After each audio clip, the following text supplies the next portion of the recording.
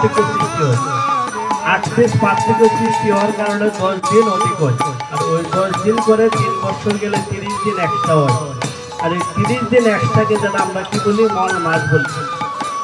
মানে একসময় ওই 30 দিন মল মাস এই ভগবানের কাছে গিয়ে প্রার্থনা করলেন যে হে প্রভু, আমি তো আপনার সৃষ্টি, তাহলে আমাকে সবাই এই মাসকে ঘৃণা করে কি করে এটা পরিত্যক্ত, মানে এই মাসে মল মাসে কি হয় না, কোনো ধর্মকর্ম, কোনো সাধন কর্ম, কোনো পূজা পার্বণ আদি কোনো পুণ্যকর্ম হয় না।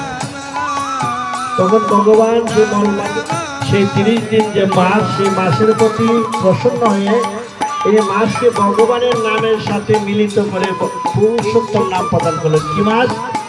এই মাসটা